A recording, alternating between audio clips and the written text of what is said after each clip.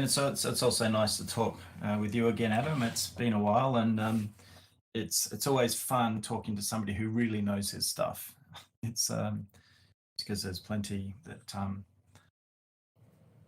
Yes, still have understand. I guess knowing that having worked with Unity for so long, we peek under the covers and we get a sense of the fun. yeah, no, it's always an interesting one. I mean, one of the great things and less great things about Unity is, I mean, Unity is a powerful engine. It gives us a lot of tools to play with, and I cannot stress enough how useful and powerful Unity is, especially at sorting out some of these things that you don't want to sort out yourself. I mean, I don't want to deal with every single shader bug that shows up on every discrete AMD video card or whatever, or all the cross-platform support and all those various tricky problems. I mean, Unity gives us such a big leg up there, but then at the same time, it's one where there is very obvious holes in the platform, which I would love them to get around to fixing. Like, for instance, this morning I've actually been up all night dealing with trying to get audio synchronized at a low level for voice chat, because right now we're using Vivox as our voice system, and Vivox is great, but the fun with Vivox is that it routes audio directly to the system, which means that we can't sort of route the audio into a Unity audio source. So I've had the great fun of not only have we've worked out how to sort of pull the samples out of Vivox before they get mixed so we can route them into Unity, but routing audio samples into Unity is just about impossible. There is 4 methods for it, and none of them work very well. So it's one of those things that sort of other engines in particular, you'd be able to pass a bunch of samples to audio engine and say, hey, play this. With Unity, not quite so much. But I guess that's part of the charm of the engine is that yes, there is some really great stuff, but yes, there's some stuff that you're going to be banging your head on that you really don't want to be. I think it'd be interesting to hear about your HDRP upgrade and how that's worked for you. Yeah. Well, yeah, it's as you say. There's lots. I guess the gaps in Unity are what make opportunities for people like us. Because if Unity did everything, then we wouldn't have anything to do. And certainly when I joined the Unity community probably about 8 years ago, there was a massive gap in the environmental generation space. So that's what we've been busy doing ever since. And as you say, like there are various challenges. For example, talking HDRP, which is the next big upgrade that's going out for Gaia Pro. We tried to build this across platforms, and when I say across platforms, I mean across Unity versions, everything from 2019.3 to 2021 and so on. And it's just impossible. The state of the shader frameworks as you go across Unity releases and then HDRP, URP, built-in releases means that it's simple, and the infancy, because this is new stuff, new territory for Unity, meant that we had many long and challenging and frustrating experiences as we tried to make stuff just work. I mean, your stuff has to just work. In fact, yours and some. Well, you've got a crazy challenge as well, because you have to make other people's stuff just work. Yes. That's actually been probably a bigger challenge than just the Unity stuff alone. Particularly in light of these things, because we are definitely moving on to the SRPs.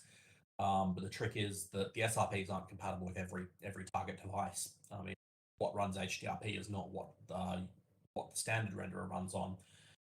To be honest, I think the URP is a bit of a dead end, and I know that's probably a little bit controversial because I know Unity's been hard for most users. But if you actually done a performance profile of it versus the built-in renderer, the built-in renderer is only about 20% slower than URP, and for that 20% slower, you get everything from point shadows to all the various other things that people have done inside the original sort of legacy standard renderer.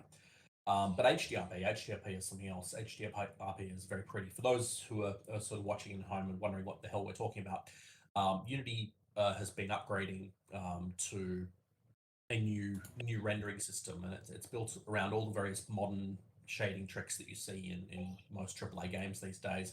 But the problem with this particular upgrade has been is that it's not an upgrade that Unity intended people to upgrade to. It's one that they intended people to sort of start new projects on. And they expected you to sort of only work with HDRP if you're going to be working with this. So it means that people like Adam here, they build assets for the asset store, and for creators like people in this audience, they have to sort of rebuild the same asset 3 times, once for each of the new shading frameworks, on top of whatever you're doing in terms of just Unity version compatibility, which on its own is an interesting challenge. Yeah. Yeah, absolutely. Actually, I just sent a link to some of the next generation HDRP rendering. That's a in progress scene, but it gives you a sense of the beauty of HDRP. Oh, it's gorgeous. It really is. I've seen some amazing stuff. I've actually tested the upgrades here as well. We've sort of got some automatic. Yeah, I mean, it's gorgeous. It really is. Yeah, that link is fantastic. In fact, I don't know if we've got a video player that we can sort of dump in the scene.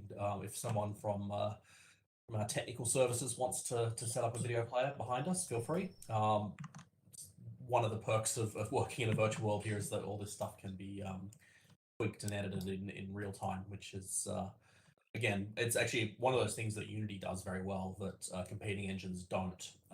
There's only 2 engines on the market right now that really do support such massive runtime scene changes, and that's Unity and CryEngine. Unreal still relies quite heavily on a lot of sort of baked content in, which is partly why Unreal looks so damn pretty, is because everything is been baked to the nth degree. It's one of those sort of upsides and downsides of all the various engines that are in play here. Oh yeah, here we go. Cool.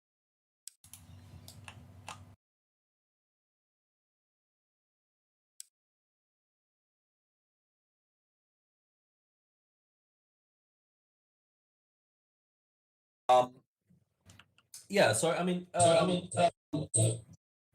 I'd be interested to sort of hear about what you're offering in your new versions. I'd assume, and I apologize, I've been completely out of the loop. You were doing work on doing compute shader driven sort of erosion and things. Last time I had a good demo of your stuff. I think that must have come out by now, right? I've been so far behind on checking our assets. I haven't done any sort of region builds and things from scratch myself for a while. Well, yeah, absolutely. Since we last talked, we launched Gaia 2 and then Gaia Pro, actually Gaia Pro and then Gaia 2. And we rewrote a lot of the environmental generation stuff as compute shaders. We've built an entire BOEM system. It's all largely real time. We added in Gaia Pro, brought in a whole bunch of really beautiful assets that we authored.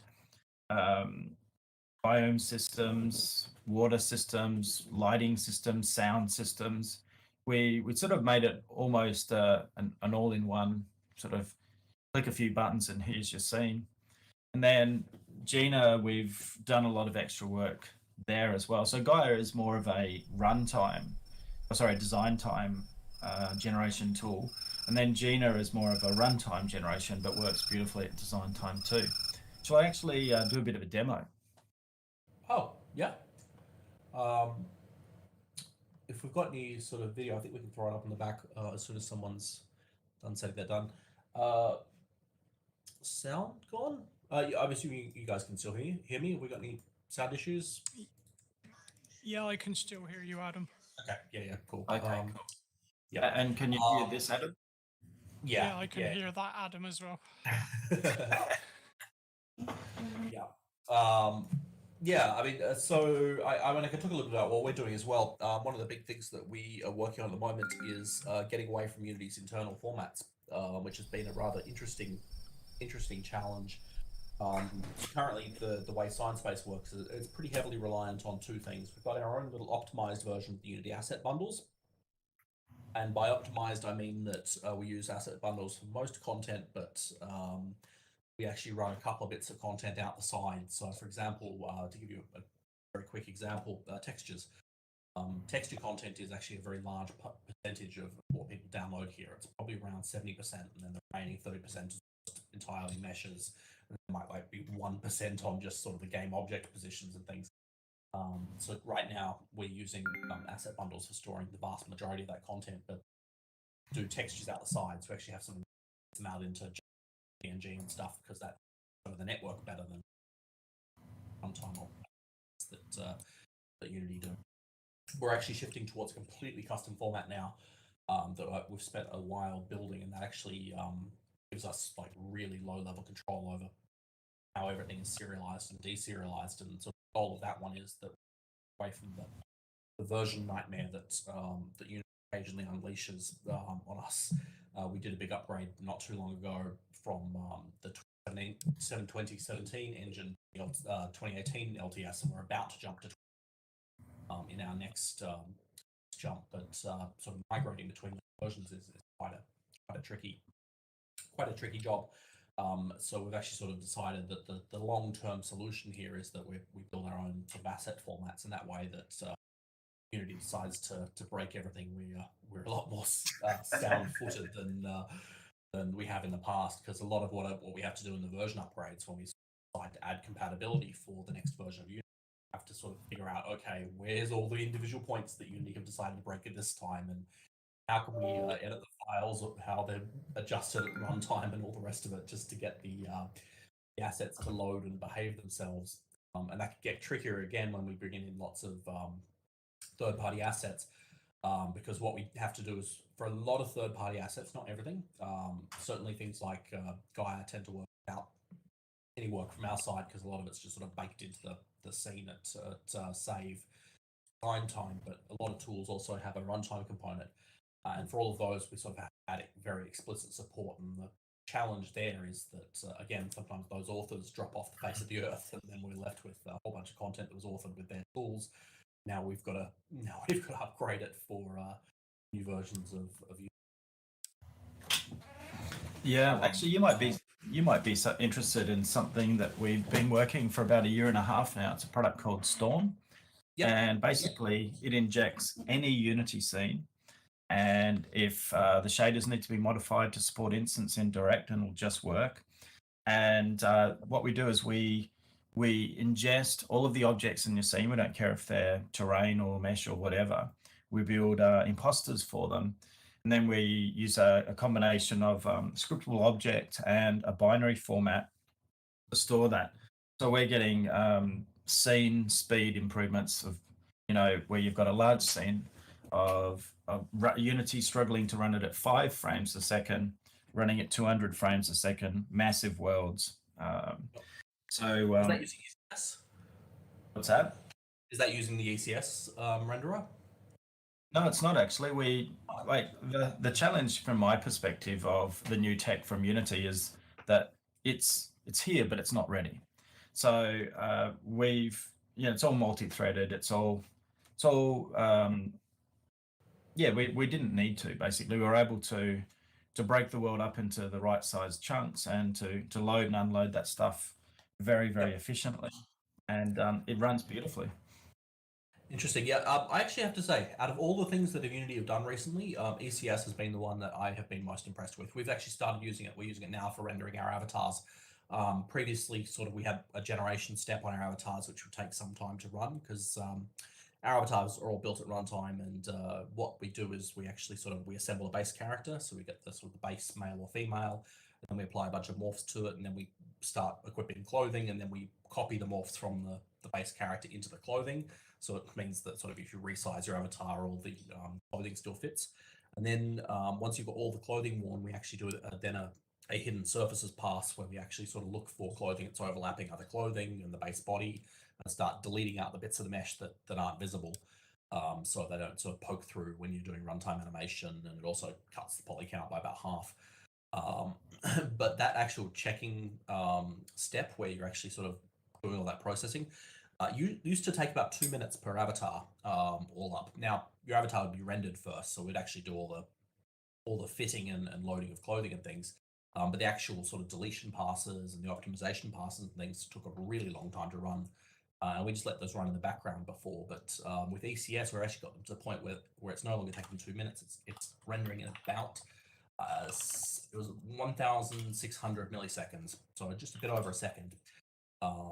And that's the kind of speed up that you get with ECS. I have to say it's been very impressive to play with. And there's more and more stuff that we're actually moving into the ECS framework now as well, just because it does deliver those crazy speed ups. Sounds awesome. We're looking at as part of our next HDRP release, we've been working on a new grass shading system. So anybody who's used HDRP knows that it doesn't have grass, and we've not only built the shaders, but we've also built an instance indirect rendering system to go with it, so that interesting. That would have been complex. Yeah, I've poked under the hood of HDRP. I know that building any kind of extension for it is challenging, is the phrase I'll use. It's very new. It is very undocumented, and it's very volatile. Everything changes between individual releases. So I can't imagine how much pain you went through for getting that up and running, but still, yeah. yeah. It's cool now that it's running though. It's you've got this beautiful rendering in HDRP, and now you've got grass as well, which is it always surprises me that Unity, you've got the incredible resources of Unity, but they don't have some of the basics, and even a year later they don't have some of the basics. Yeah, I think that a lot of that has been the new features from Unity, particularly HDRP, particularly RP frameworks and things.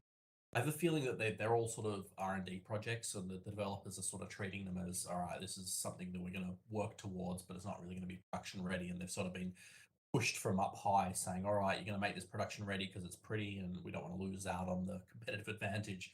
But the downside is that the developers still really want to sort of experiment with things and rewrite things constantly.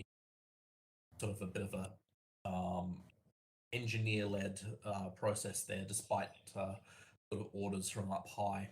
As a result, there's these major defects in overall design. I was actually really excited when HDRP was announced, because I thought that Unity was just going to sort of push up the standard renderer and add all these fancy bells and whistles to it. But no, it's a very big architectural from where Unity passed, and also that's created a boatload of new challenges, particularly for third-party asset developers, but also Unity themselves trying to match the feature set that they built previously. Because I mean, the standard renderer that we're on right now, that's old.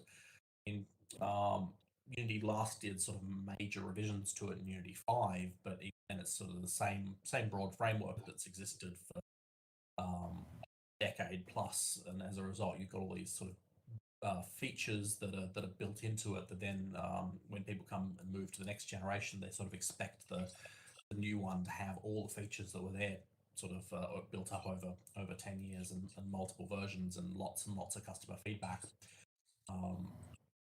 I'm still not 100% convinced they took the right choice in that one, but certainly been an interesting upgrade. And look, the results do speak for themselves. I mean, once you do get up and running and the visual quality is fantastic. I've run comparisons in here.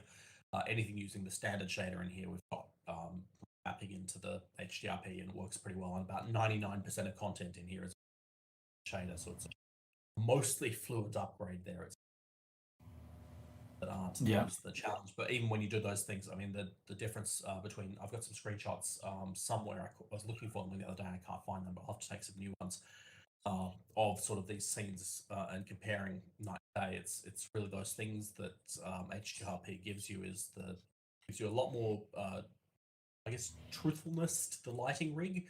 When you're looking at sort of the way that surfaces respond, you've got the volumetric lighting that's sort of almost in. Well, it is built in, but it's sort of applied to everything. Everything has some degree of scattering. those other things. That video you posted earlier was a great one because you've got sort of the sun going through the mist and it's all blurring and blooming the way that it would with a real camera. And HDRP gives you that, but obviously a very big upgrade, and that is still challenging for developers to work with. Hardware requirements don't hurt either, or help, I should say. Yeah, we're actually we've got an interesting project at the moment, and I still need to do the research in terms of how much can we dumb HDRP down so that it would run on lower end devices, so that we could try and get that performance that you want to get on a lower end device just by switching stuff off. If we can achieve that, then our technical artist, he's very he's pretty impressed with HDRP, particularly the latest 10.2. Interesting. So have you had any good results there, or is it just all still preliminary? It's something we'll actually start that process next week. We want to get the Gaia release out first. Yep. Yeah, even like just between this new release compared to the last release, the visuals in HDRP are worlds apart and worlds better. So once we've got that out, we're going to try and see if we can actually, by dumbing it down, make it run on less devices. And then, literally between instance rendering, like our new Storm system, and a user configurable HDRP, I'm hoping we'll be able to get the beauty for those that have got the hardware, but still enough performance for those that don't.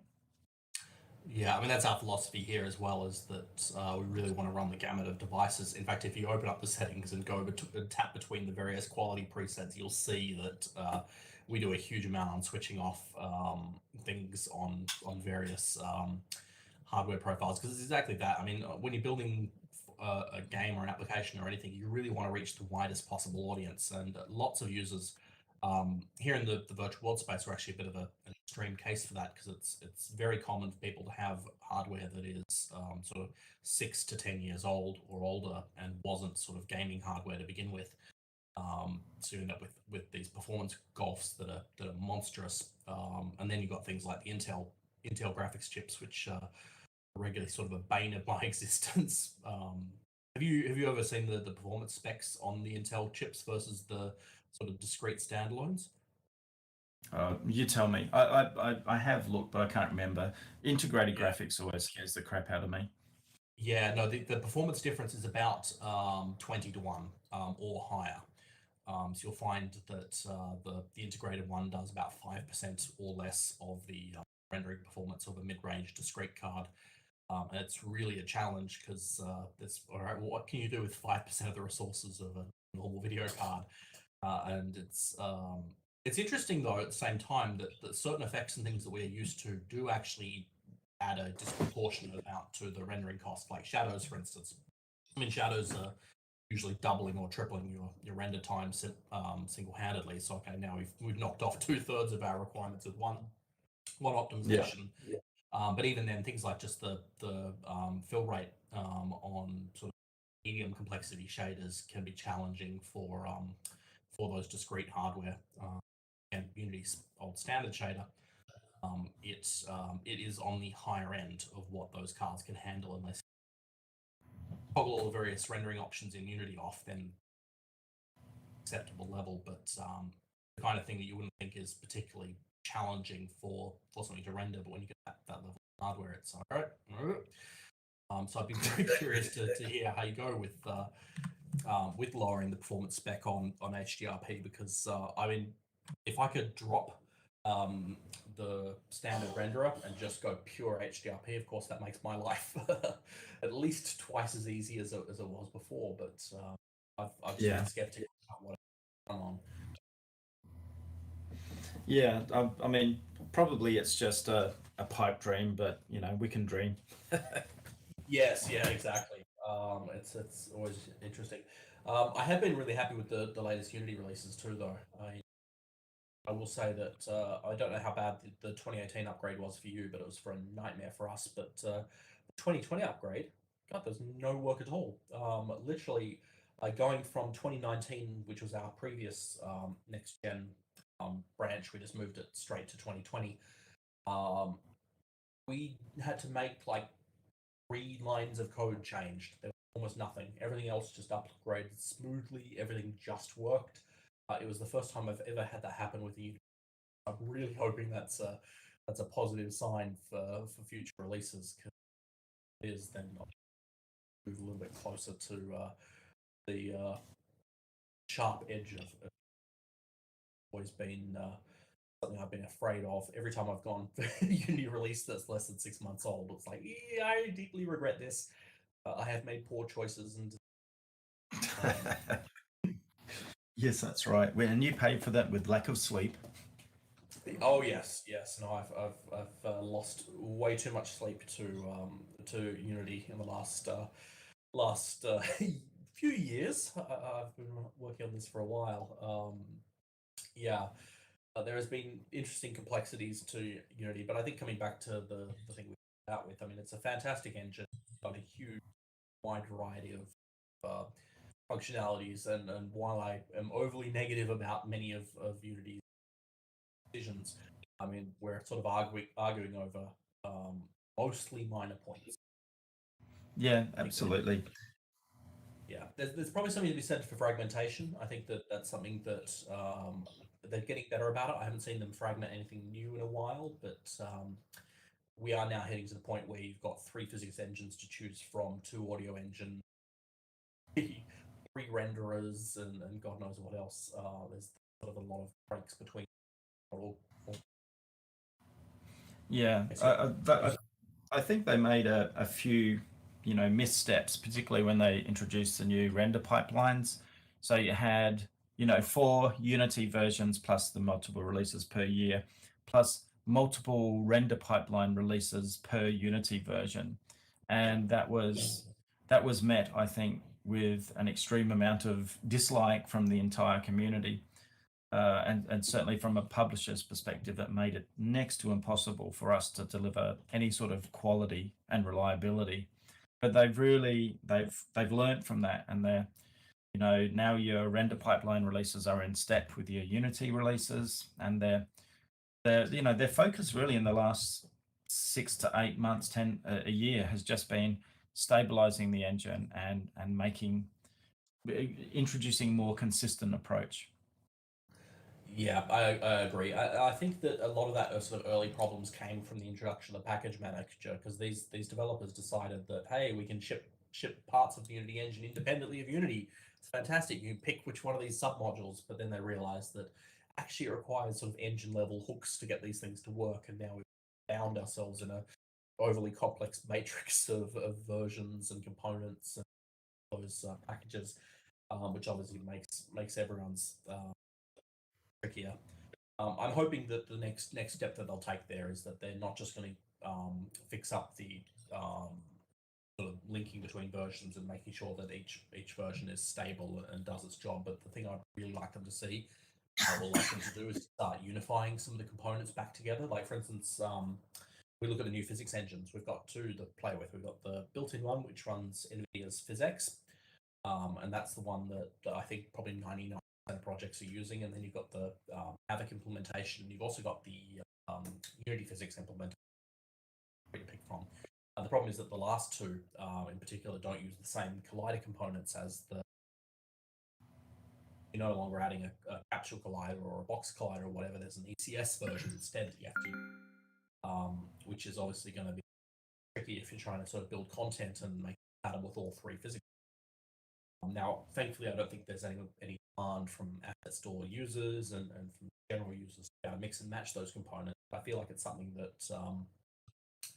really should be sort of unified, that they should say, all right, look, if we're going to do this, it's going to work with both sets of components, and the old game object components. Both of those should be able to interop with each other. If you've got one and you're using the other, then it just converts automatically. Things like that, I think, would be a really good step for them to take on next. Yeah. What's your sense on the maturity of ECS for production? Because you commented that you're using it now. We're using it in production. It is one of the few things that I've seen that Unity have done recently that has just been stable from day one.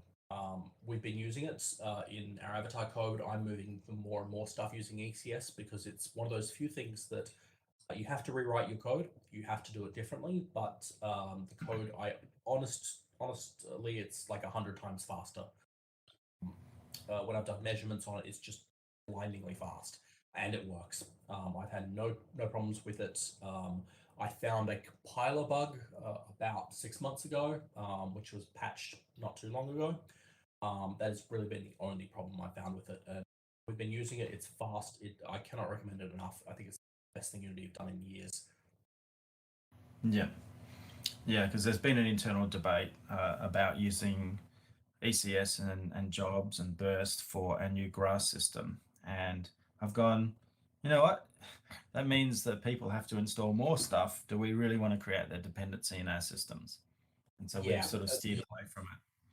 That's the tricky part is, I mean, particularly if you're releasing something in the asset store, is how do you integrate that with the package manager, which is actually quite difficult to interface with. As I've been through that a couple of times now. Is sort of getting it to install the required packages so that it compiles and everything behaves nice. But I think that ECS gives you compute level, so GPU compute level performance without having to use GPU compute. And benefit to us for that is particularly handling the fact that compute is not supported everywhere, which sounds bizarre. Like it's one of those things that you think is available everywhere, but it's really not. Classic example is some of the older Mac computers don't support Metal. I know we've got a couple of users in on those ones, so they're still using OpenGL, but Mac lacks support for compute on OpenGL, which is means that there was one group of users that rely on having support. But even things like Intel integrated GPUs, they've got compute support, but it is slower than running things on the CPU. But again, those are very underpowered chips in general. So ECS for us has been a blessing because it just works and just works everywhere, and just works in a really stable, predictable, consistent way, which has always been a good thing. It's one of those things that I like to see. So that's one of the things that I hope whoever's at Unity who worked on that is been given authority over other things. Yeah. Well, we might explore it with Hdrp Pro because that's becoming our runtime engine. Not promising anything, but be on infinite worlds in real time doing. For God's sake, sorry about that.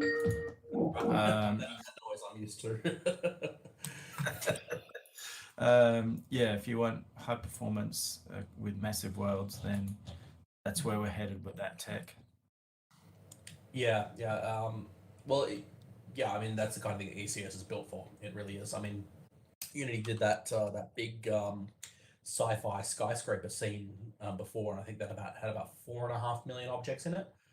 Now that was a lot of GPU instancing and a lot of ECS fun, but it's definitely the kind of thing that you can build with ECS. I think the downside to ECS is I think the hybrid renderer stuff is not as sophisticated as just using jobs and burst, which is what we're using. We're pretty much exclusively jobs and burst. We're not actually using the entity component system part of it. We're just using the compiler tech, but that stuff I think might be more fresh, so to speak. I haven't been impressed with the other parts. They just work. Yeah. Have you? You said you had something which was quite long running, and now it's quite short. Our initial exploration with jobs and burst is if you had something that ran for more than 4 frames, the thing filled your console full of horrible messages. Have they? Do you know if they fixed that? Yeah, no, that's actually a defect in the code. ECS requires you to be very explicit about your memory allocations. If you're going to use a memory allocation that is more than 4 frames long, you have to sort of allocate it using the permanent memory allocator. That will give you. Okay. The reason for that is that you're hogging up temporary buffers. Unity has got some sort of fast memory pre-allocated that's intended for jobs. hang on to that for too long, Unity says, "Hey, hold on, I needed that." Expects you to give it back. Yeah. But yeah, if All you're right. running into that, it's easily fixed. Yeah, because it's worth the upgrade. That would be my advice there. Yeah. Yeah. Incidentally, since we are sort of halfway through, I'll just make a quick note that if people have questions or things, please feel free to put them in the Fireside Chat chat thing, and I'm keeping that open at the same time. So questions for us are, of course, always appreciated, particularly if we're just going to be rambling on about new versions of Unity and all the challenges relating to that. I think that we actually set out a topic to begin with, which was sort of how we can use things like Gina and Gaia to build big virtual worlds. I think procedural content is a fascinating topic. It's always one I'm very interested in. And I know that Gaia is one of the best procedural content generators for Unity. I think lots of people in here actually have used it. Hey, Adam. This is Sidearm. I do have a question. If you don't mind, I'll use voice. I should say Adam squared since it's for both of you. Just from a high level point of view, you both have commercial interests at stake in production using Unity, and you've been discussing how Unity's gotten better over the last several years and coordinating and synchronizing their releases. But from your own point of view, as respective, chief officers,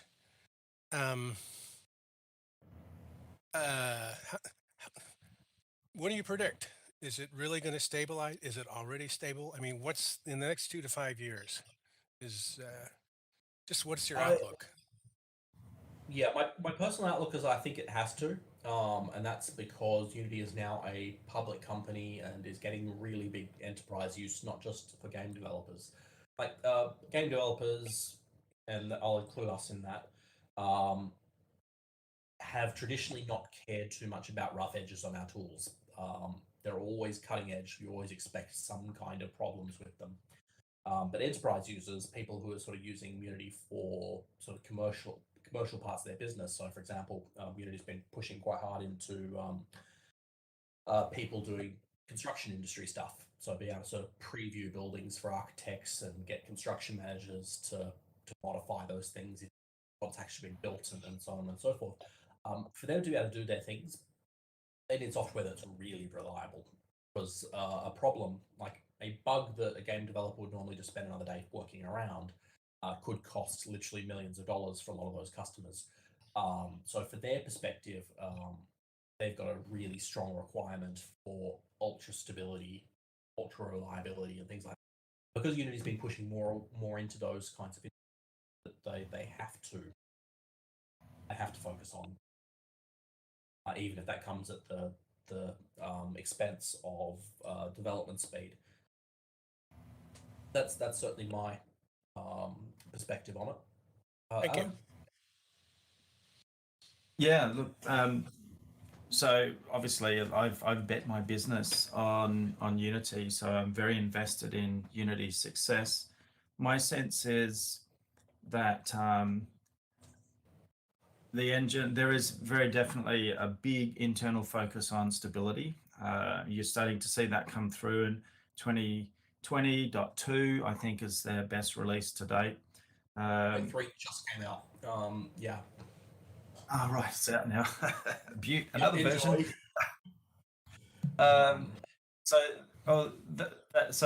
They're really working on doing that.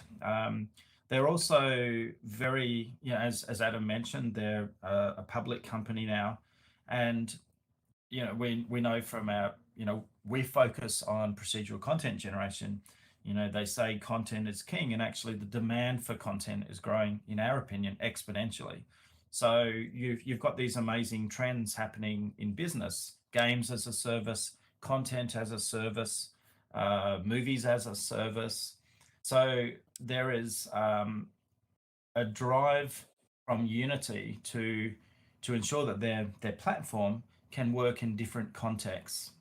And from our perspective, that's fantastic. So architecture, engineering, construction, They all need content. They need applications. There's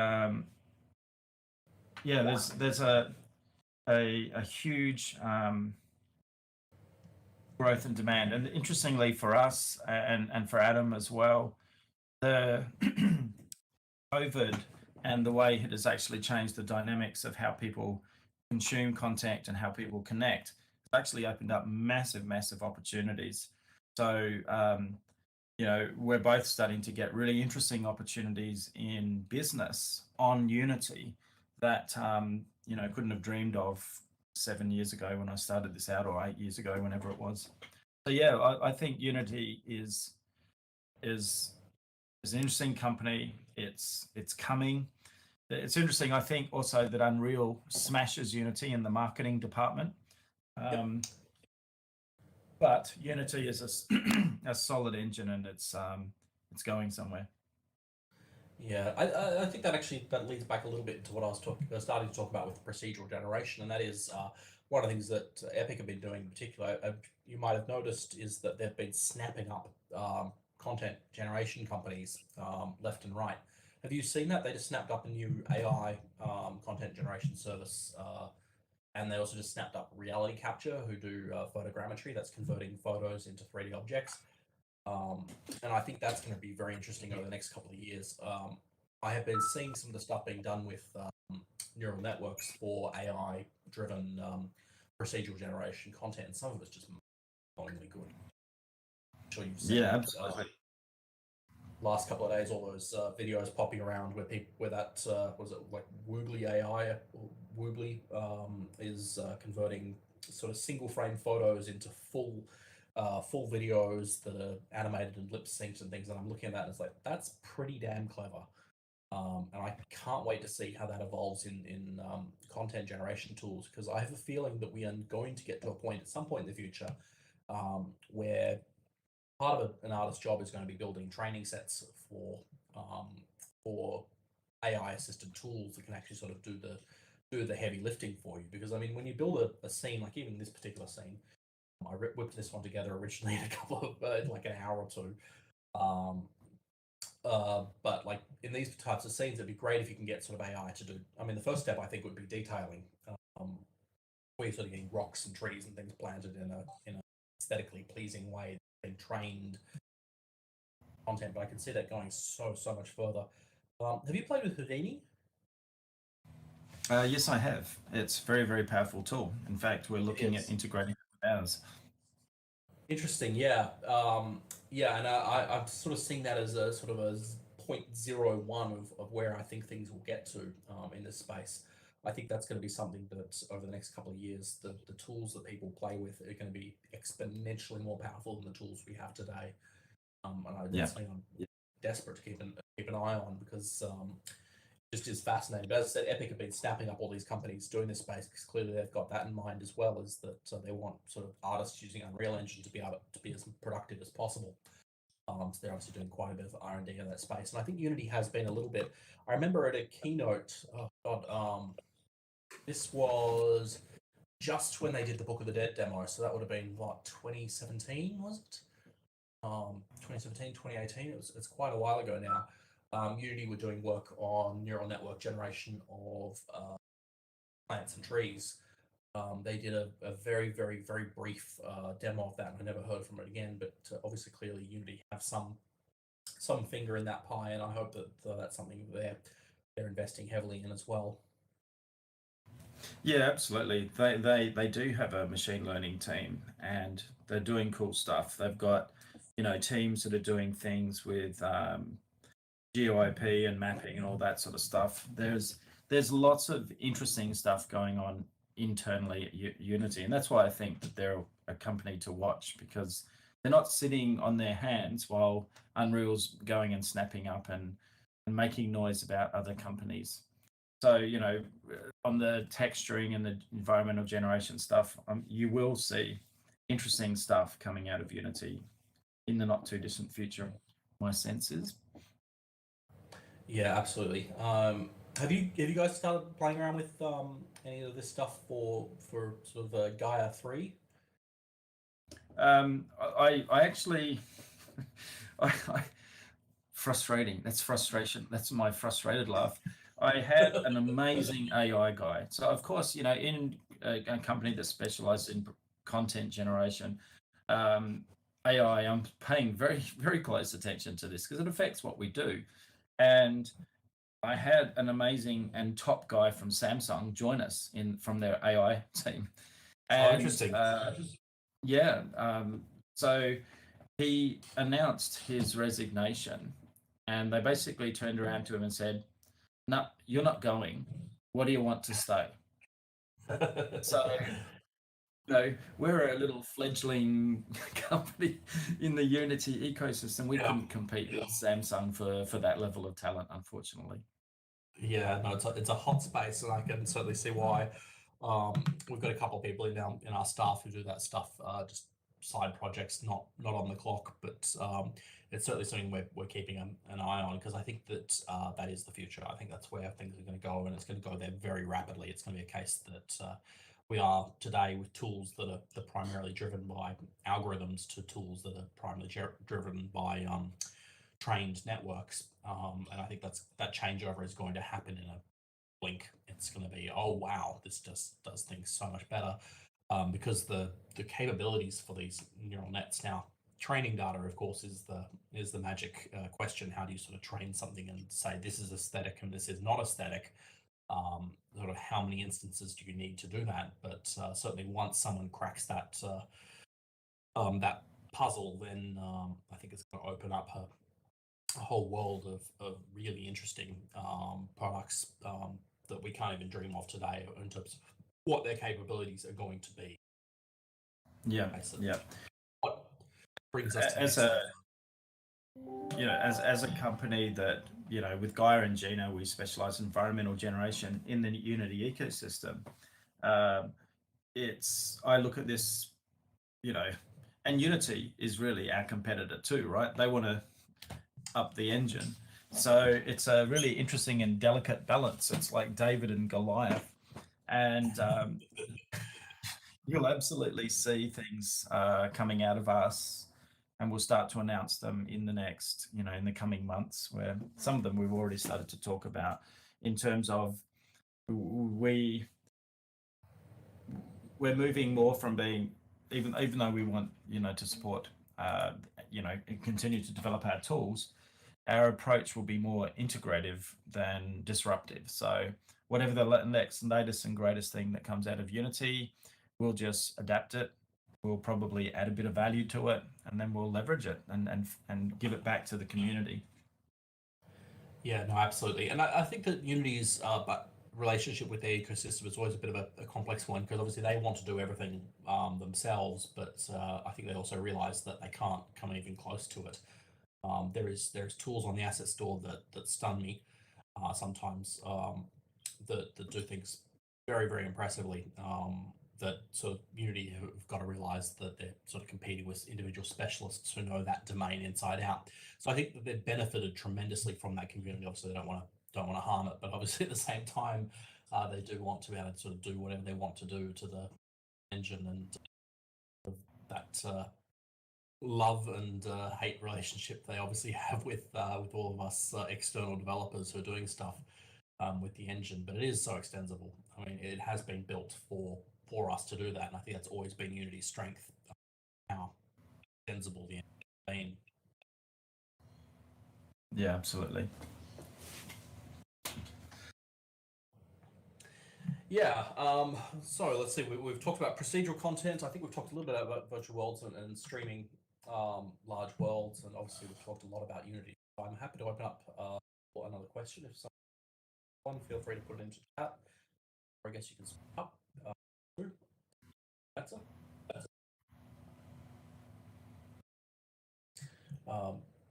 In the meantime, I'm not sure how well it works. We've got a new release of Gaia and Gina. Well, actually, a new one of Gina's just released. I'm not sure. Does the screen share work well? Because I'm happy to show some of this stuff. That's an excellent question. I think you'll need to be up here on the stand with me. Let me just let me see. So you'll need to just get off that chair and come up to the one that's up here, and they've got the screen share enabled. I don't know if you can use it there. I mean, you might be able to. I mean, I Right. think you do have to go at the front and get on one of the arrows. Yeah. All right. So Yeah, I'm just there's trying. times that random people don't start randomly sharing things. Yeah, the screen share generally does work pretty well. So assuming it's been Yeah, set up in here. We've been using it all week. It's been really good. Okay, have you guys Right. been running it in this region? I don't know. Yeah, running it. We've been running it nearly every day this week. All right. All right. Cool. Well, do I just hit the screen share button? Yep.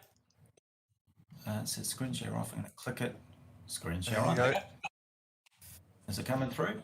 Yep. It's coming. It's right behind us. If you click the free camera, you can hold right mouse and zoom around a bit. But yeah. Pretty impressive. Like it. All right. So let me. I'll start. Well, I've already. And here's one I prepared earlier. You can see my Unity screen. Awesome. Yes. Fantastic. Yeah. All right. So let's go. Window, Procedural Worlds, Gaia, and Show Gaia Manager. One of the big new features that's coming in the next release is our new world designer. Previously, with the way we generated stuff, we gave you a lot of tools, and that essentially every stamp was a unique world. But now it's actually all automated. So let's do that. Create world designer, and what we've popped up in the background here. What? Yep. Yeah. So here's our new world. Let's just randomize that. Boom, there's another world. So I look at the way I look at worlds is, this is your basic shape of your environment, and then you can customize things on top of that. So we have what we call biomes. So once we've got our shape, then what we can do is add additional assets into our environment. Let's just randomize once more. Oops, so still not that interested in that one. Yeah, okay, that'll do. Let's just maybe increase the height of our world. So just change that to 6 and keep my stamps. So now it's a little bit higher. And then maybe what we'll do is we'll drop a sea level. So this is simulated sea level, drop that down to say 20.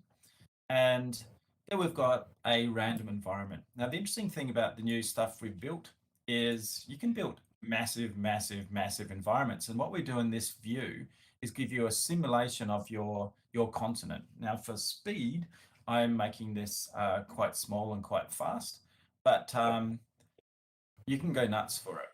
In fact, I'll also that just target. looking at about 1 kilometer squared by the look of it.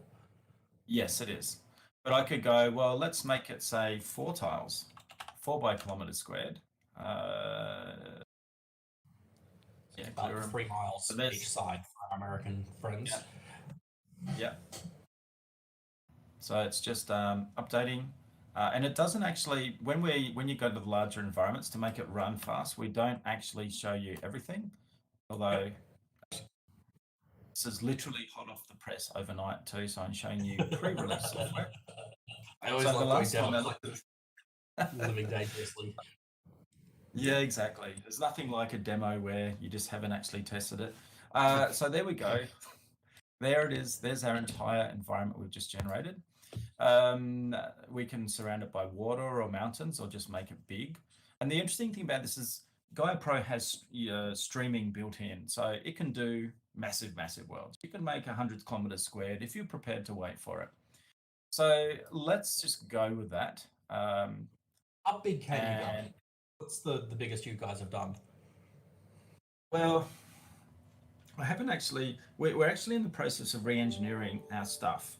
We've got a new message-based platform which is called Origami, and we've got another tool called Gaia Geospatial, which can ingest real-world mapping, and then we've got another tool called Storm, which supports 4 billion by 4 billion tiles. So what we're doing is bringing all of these tools together so that we can actually make essentially planet Earth.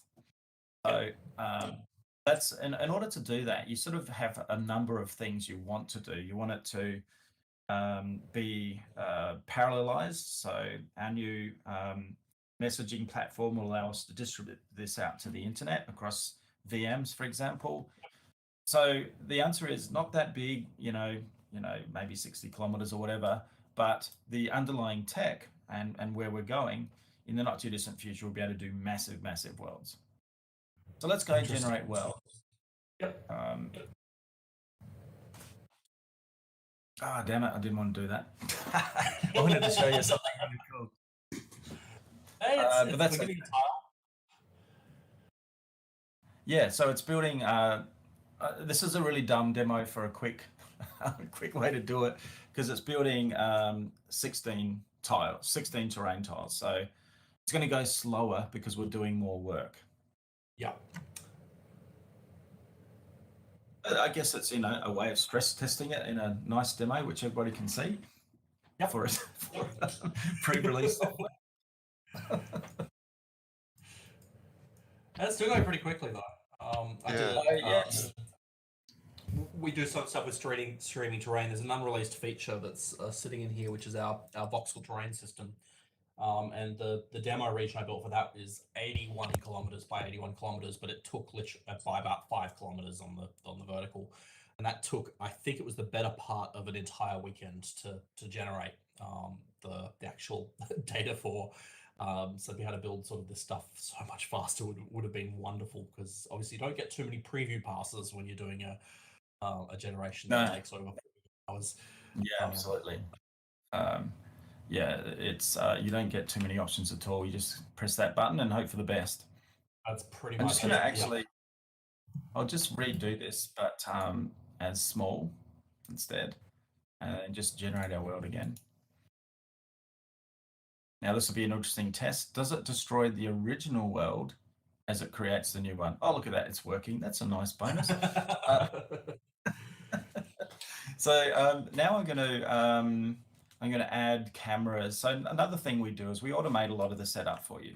So you can turn all this stuff off, and that's fine. But if you want stuff to just go fast, we can just press a button, and we wizard a lot of the stuff and a lot of the setup that you would typically do when you create a Unity environment. So here we go. We've got our nice little island that we've just created. So that's the first phase. So that's Gaia Pro. Now I'm going to switch briefly to Gina Pro and show you some of the cool new stuff there. So I'm going to go right click. Actually, no, I'll do it this way instead.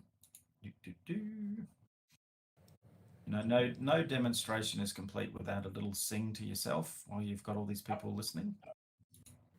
Let's just it wasn't meant to do that. Yeah, that's right. All right, so I'm going to put a church in here. So this is Gina Pro, and what Gina's actually just done is it's built a church. It's modified the terrain so it's nice and flat, and it's built this modular church for us in our environment.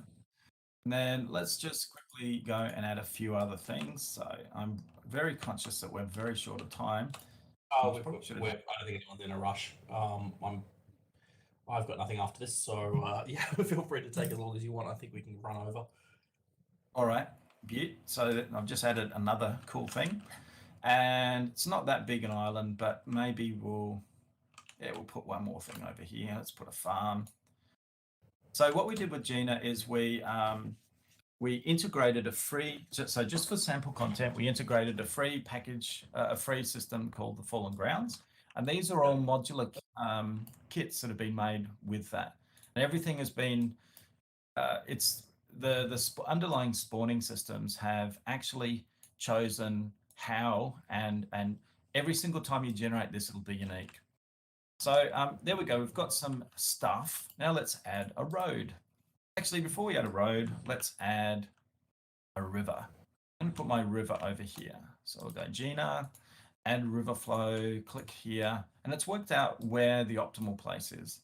We could actually follow the terrain if we wanted. So let's right click that, clear, click here. Oh, look, the terrain's actually going straight down. Maybe here, there we go. And then we go create a river spline.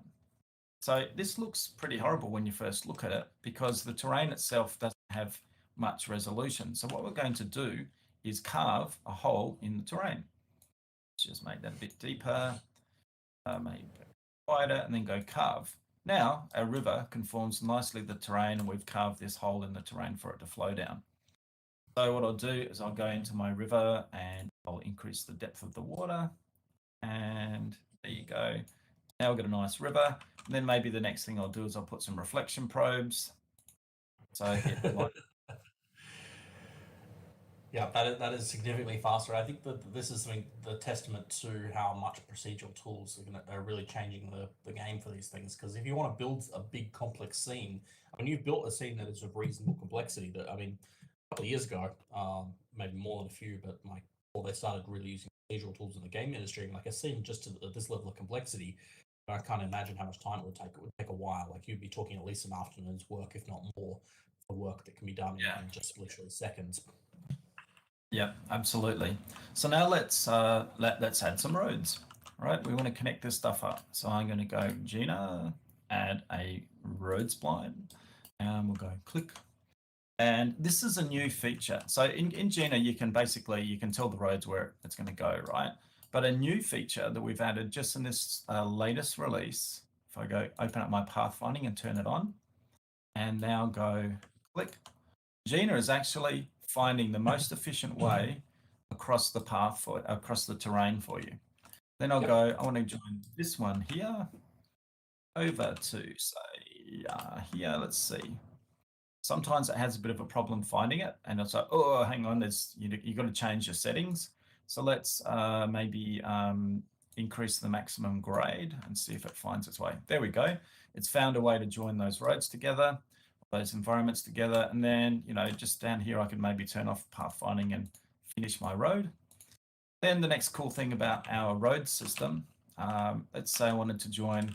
Anybody who's ever used other road systems in Unity probably know that this is actually rather tedious, what I've just done just there. So all of this is based off. Sorry, go on, Adam. No, I was going to say yes. Yeah, that's absolutely the case. I think someone was complaining about another road tool in one of our discords just yesterday, actually.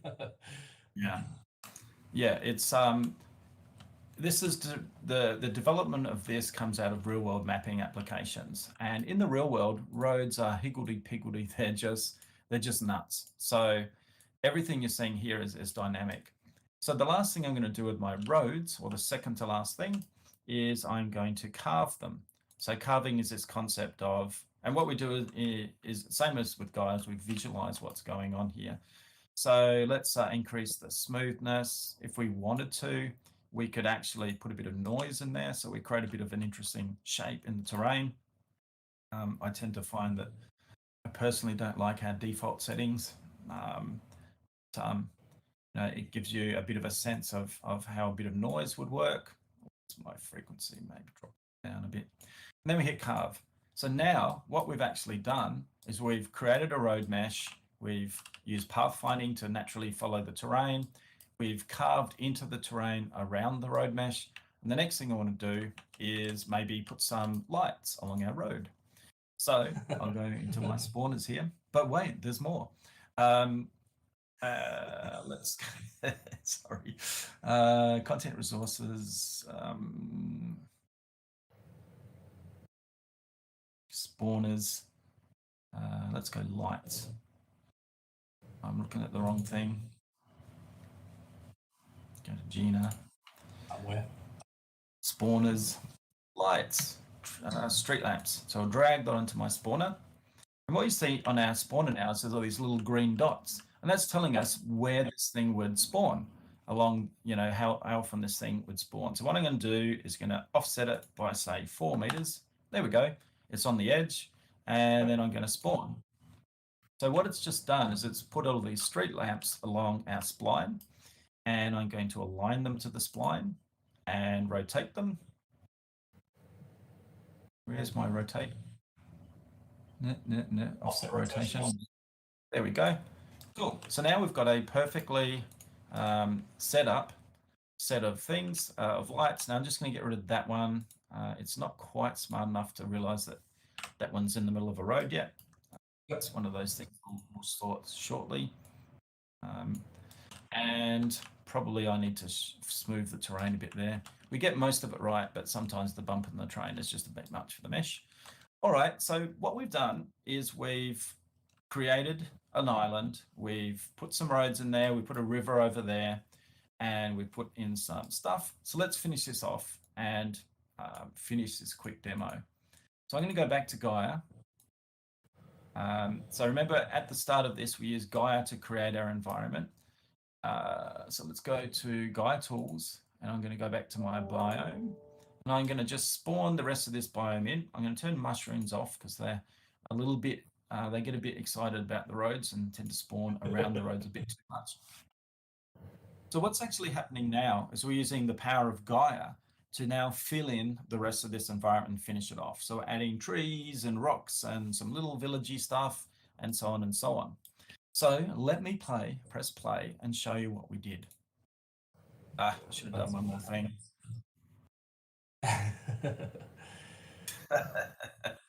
Oh no, it's not too bad. Oh, nice. All right, so I am now in my scene, and it's a pretty cool scene. Let's just go over here. I know this probably won't stream too well, so I'll try and move it a slower. Okay for me. Yeah, cool. So this is all pretty cool. Now let's go into photo mode. So this is another cool new thing in Gaia. It's photo mode. Everybody wants photo mode. And the cool thing about photo mode is that I can change my settings. So we've set it up so you can hit F12 to make a screenshot, and you can choose the different formats. For example, if you want an EXR, then which is really great for capturing all your HDR stuff, you can do that. That's all looking good. The reason I'm clicking into these things is because we've actually literally just reorganized my menu, and I have to find out where we are and where stuff is. So we can actually dial this up. So I can go, let's increase our shadow distance and change our shadow resolution. And you'll see there's an impact on frame rate, although it's running pretty good anyway, particularly given that I'm streaming and running you in the other window. So you can go in and you can change your field of view, and you can really get a little bit creative with this. Let's look at what's going on with that terrain. So we'll turn up the grass. We'll push it out a bit further. We'll run the terrain at its best resolution. I will leave the weather as is. Let's change. Let's zoom up here a bit and make this a little bit more creative. So I'm going to change my current time of day. Bring it down. And then let's just move the sun around. So what you can do here is you can essentially really get very creative with the lighting and all that sort of stuff. We'll add in a bit of extra, where's the fog? Some fog color. Maybe it's been turned on here. No. Extra fog distance. Under weather, perhaps? There you go. Water settings. No. I can change and increase our water. There is no. So that's a bug. I should be able to turn on my fog. I can change the color of it. Let's go back through here one more time. This is the beauty of doing stuff that's never been tested before in public. I too like to live dangerously. That's right. Yeah, that's very frustrating because I can't. Oh, here we go. It's me. The frustration is with the idiot driving the damn computer. So I can actually change my my time of day, and maybe even just tweak the color of the red. Maybe increase a bit of blue here. Which render is this running on? This looks like it might be standard, but I'm not quite sure. Yeah, this is just built in. I'd love to show the new HDRP stuff, but the new grass stuff literally isn't quite done yet. So there's my light settings. I can muck around with my post effects. So let's turn off autofocus and start to get a little bit more creative. So I reckon this is half the fun of Gaia. In addition to the fact that it does stuff, you can now increase and play around with the post effects and the aperture and all that sort of stuff. So you can really get this sort of cool, detailed looks. Now, for the piece de resistance, let's go. Will it work? So let's go. Time of day. Where's my time of day? Current time. Boop. Look, we've actually turned the lights on. And I'll go. Very nice. Yep. So here I go into my. I've got a bit too much depth of field going on here. Let's just the aperture a bit. So yeah, basically this has all been procedurally generated. It's quite a rich environment. It's we created it essentially in a few minutes, and this is the guts of what you need if you're going to build a cool game in Unity and a cool level in Unity. And I will say that Gaia is supported for Sinespace, so if you guys have any problems with Unity, you can come to us for help. That's right. In fact, if you've got problems with Gaia, go to Adam. You know, I was in other Adam's Discord channel. I think I still am, and I still get messages from people every now and then saying, "Hey, I need help with this." And I'm like, "Wrong one." Yeah, that's right. Go and hassle the other dude.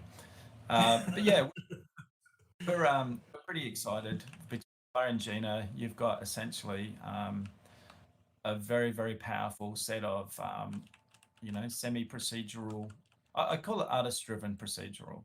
Gaia did most of the work for you in this scene, and it's really just add in your own gameplay. That's awesome. So we do have a whole bunch of questions here. Do we want to stick around to answer just a couple of those? Yeah. What do we got?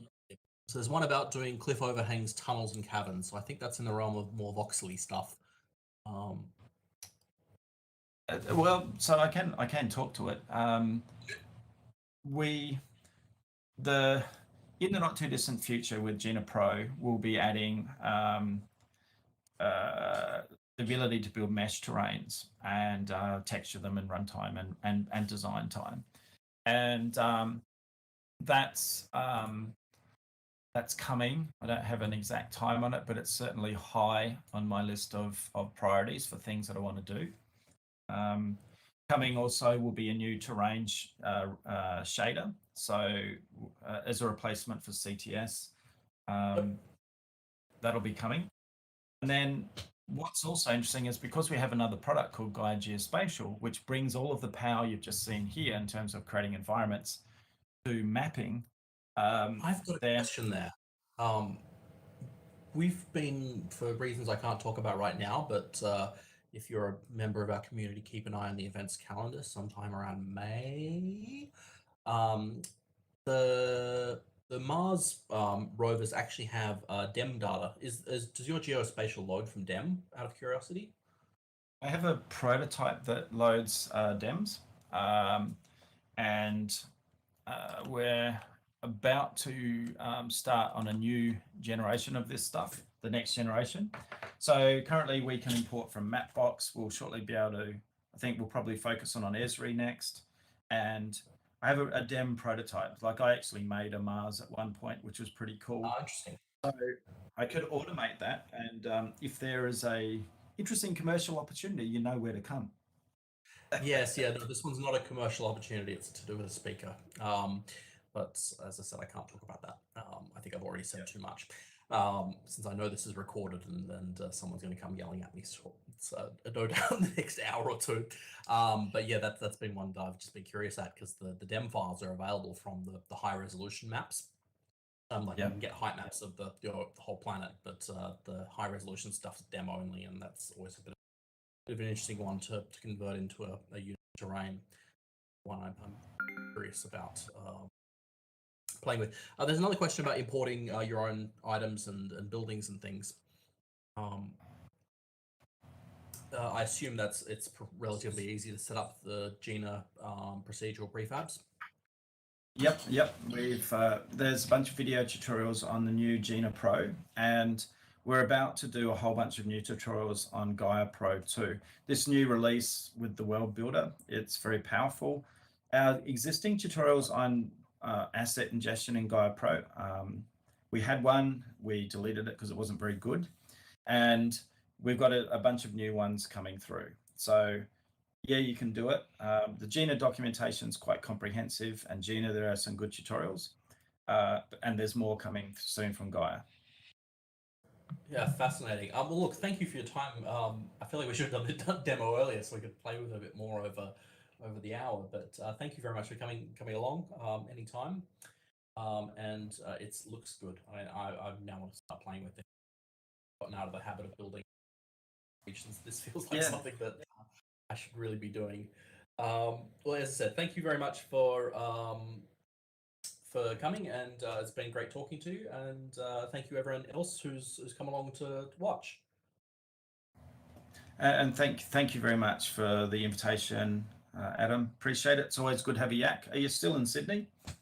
I am indeed. I'm just by Town Hall, actually. All right. So now we can finally move around here. Yeah.